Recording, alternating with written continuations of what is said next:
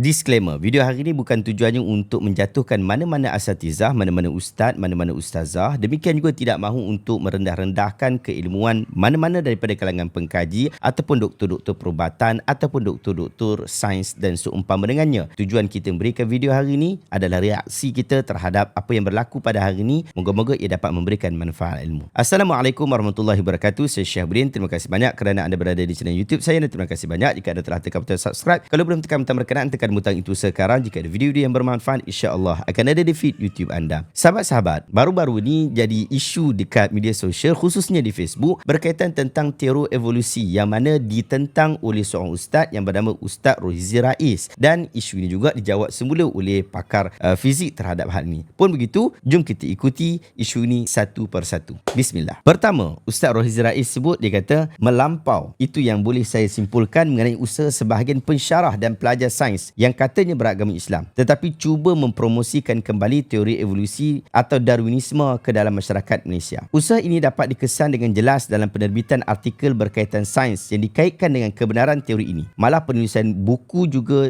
digunakan bagi menyampaikan dakwah ini. Darwin difitnah, kata mereka. Tetapi mereka tidak pernah mengambil kira fitnah Darwin dan golongan evolusionis terhadap Allah yang menciptakan mereka dan seluruh manusia serta hidupan di muka bumi ini. Tetapi mereka mendakwa ia berlaku secara kebetulan. Paling keji, hina dan memualkan apabila mereka mengubah akidah Islam agar ia selaras dengan teori evolusi ini sehingga menghasilkan fahaman sesat. Evolusi bertuhan atau theistic evolution yang mendakwa evolusi berlaku dengan izin Tuhan. Penulisan buku Manusia Sebelum Adam dan Genesis 2, Sapien dan Neo Manusia, antara buku terkini mempromosikan teori ini malah tanpa segan silu mengisytiharkan bahawa mereka adalah pendakwah bagi menyebarkan ajaran Darwinisme ini. Kuliah hari ini mengungkap pembohongan di dalam dua buku ini dan buku-buku lain. InsyaAllah kuliah Tauhid Saintifik sebentar lagi jam 10 suku pagi, insyaAllah Ustaz Rohizi Rais, penentang utama teori evolusi dan Darwinisme. Lalu dikeluarkan beberapa gambar. Yang pertama, gambar ini dan juga gambar buku yang beliau tidak setuju berkenaan. Bila membaca buku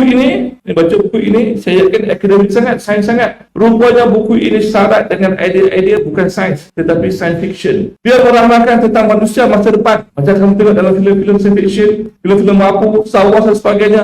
Apa akan berlaku pada manusia? Tentang manusia yang akan datang dan macam mana. Kerana kepercayaan penulis ini, manusia akan berkembang. Bahawa manusia berevolusi. Maka kedua-dua penulis ini percaya, kerana manusia telah berevolusi daripada binatang lain yang tidak maju, yang tak kompleks, maka manusia moden yang pada hari ini tentu akan berkembang menjadi manusia yang berbeza, yang pada mereka mesti lebih baik mendapat pemahaman dia. Satu benda yang saya rasa menyesal juga beli berdasarkan pandangan mereka, dan saya akan cuba jawab kekeliruan mereka tentang teori evolusi yang cuba mereka promosikan kepada rakyat Malaysia.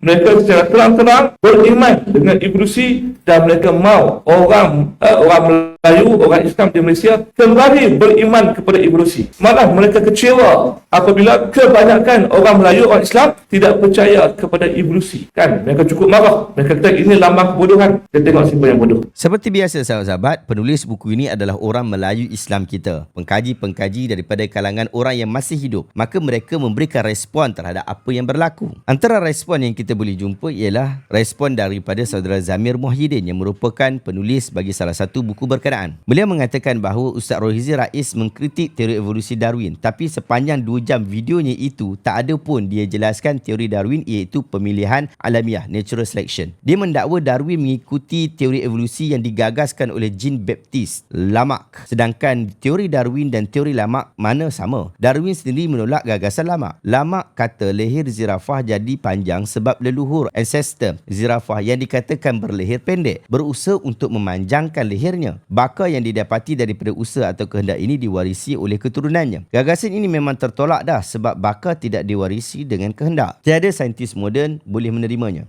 Darwin pula kata baka atau ciri suatu organisme tidak diperolehi dengan niat atau kehendak leluhurnya, tetapi memperolehi daripada mutasi genetik ataupun tekanan persekitaran habitat. Boleh baca buku saya Genesis 2 kalau nak tahu huraian lanjut. Tapi sampai ke habis video gagasan terulung Darwin tak disebut pun, apatah lagi dikritik. Hanya petik keratan-keratan tertentu yang kononnya saintis satu dunia bersepakat menolak Darwin. Padahal tak ada pun. Itu kenyataan beliau yang pertama. Dan kita lihat bahawa Ustaz Rohizi Rais ada share satu kenyataan daripada ustaz-ustaz yang lain berkaitan tentang isu ni. Antaranya beliau share satu kenyataan daripada Dr. Khalif Muammar. Sebelum tu dia sebut, Alhamdulillah tahniah Dr. Khalif Muammar atas usaha ini, atau boleh dicadangkan selain terjemahan, buku ini juga sesuai dikembangkan menjadi buku dengan syarahan lebih panjang dan gambar dan ilustrasi menarik. Saya percaya idea Dr. Naqib Al-Atas boleh dibahaskan dengan lebih detail untuk pemahaman masyarakat awam. Itu yang beliau sebut. Apa yang Dr. Khalif Muammar sebut? Dr. Khalif Muammar keluarkan ilustrasi dan nama buku. Dr. Khalif Muammar sebut gambar yang merumuskan teori Darwin ini menunjukkan bahawa manusia mempunyai asal-usul dan leluhur yang sama dengan beruk dan binatang. Bahawa manusia bukanlah makhluk istimewa yang diciptakan oleh Tuhan untuk tujuan yang besar, khalifah yang memakmurkan bumi. Teori Darwin ini juga menjadi asas kepada saintisme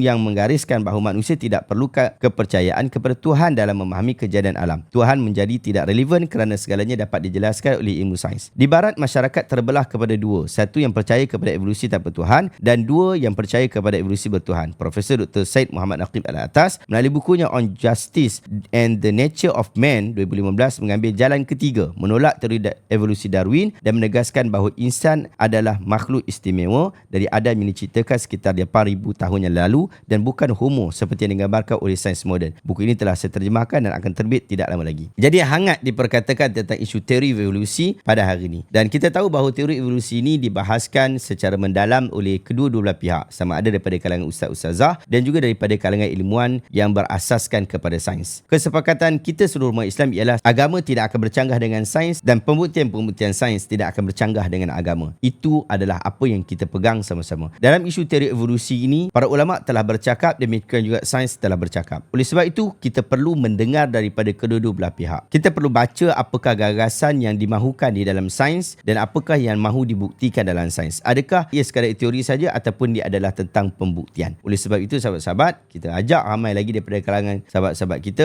terutama ustaz-ustaz kita, untuk mendalami isu ni. Boleh jadi dalam bab ini ada salah faham. Kerana jika dimaksudkan bahawa manusia ini tercipta daripada kesan teori evolusi, bukan asal daripada seorang manusia, ia berasal daripada makhluk yang lain kemudian baru jadi manusia, dan kemungkinan nanti akan jadi benda yang lain, yang tu kita tak setuju. Tetapi kalau kita kata bahawa alam ini mungkin berlaku perubahan dan mungkin ada makhluk-makhluk yang melalui proses-proses evolusi, tidak menjadi masalah. Ataupun mungkin manusia berubah mengikut persekitaran, itu pun tidak menjadi masalah. Tapi kalau nak kata asal usul manusia adalah daripada benda lain, saya pasti semua orang tak setuju. Oleh sebab itu, jom kita sama-sama membincangkan dalam hal ini dan kita gunakan kaedah-kaedah dengan lebih mendalam. Sahabat-sahabat, apabila jadi isu seperti ini, Alhamdulillah kita dapat manfaat ilmu. InsyaAllah pada 5 Oktober, maksudnya pada hari Khamis, akan berlaku satu wacana Islam dan evolusi yang akan dimoderator oleh Dr. Muhammad Yusof dan juga dipanelkan oleh Haziq Rahim, iaitu Haziq daripada channel Ajar. Demikian juga panel yang kedua Amirul Ashraf serta Dr. Zamir Muhyiddin yang kita sebut nama dia tadi, dan dia menjawab kembali kritikan yang disebutkan oleh Ustaz Rohizi, dan buku beliau juga telah dikritik oleh Ustaz Rohizi. So, wacana Islam dan evolusi ini akan bersiaran langsung pada 5 Oktober 2023 9.30 malam. InsyaAllah kami di